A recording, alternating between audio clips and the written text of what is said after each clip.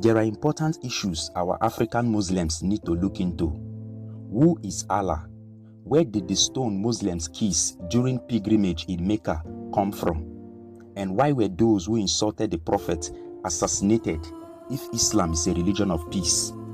Before looking into this God that has one of the largest number of followers, I must state it here that everything that will be said are historically recorded facts. But religion will not allow the religious to look beyond religious dogmas and indoctrination. As an African Muslim, did you know that before Muhammad was born, that is, before the existence of Islam, the Arabs had Arabic paganism, which from the mainstream perspective simply means the worship of idols or gods. In Mecca, there is a place called the Kaaba or shrine. Inside it had 360 idols that the Arab pagan worshippers worshipped. This was before Muhammad and Islam. Among these 360 idols, Allah is among and was symbolized as the moon god.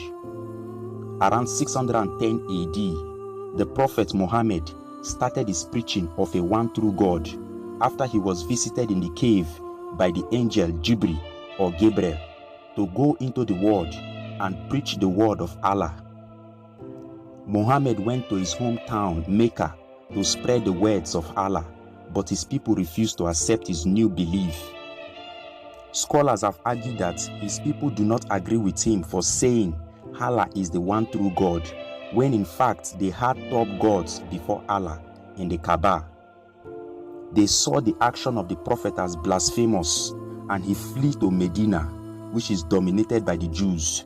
In fact, it was the Jews who welcomed him in Medina with open hands. There in Medina, he was able to gather followers coupled with his new political position in the society.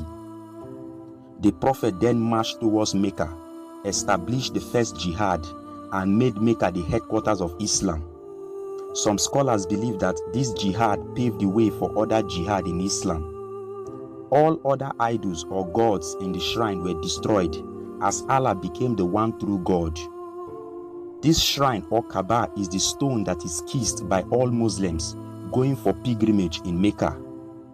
The shrine was Islamized from its pagan form to an Islamic form, where Allah is the only recognized God.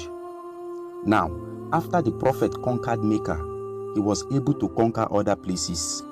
The Jews who refused to be Muslims were forced to pay tax if they want to live in Islamic states controlled by the Prophet. There is a conspiracy theory out there that the Prophet had personal assassins who assassinated anyone who speak ill of him. In fact, the English word assassin is purely of Arabic origin. It was originally called Hashashin, which is spelled Hashashashin, which in Latin is called assassinus, meaning smokers of hemp.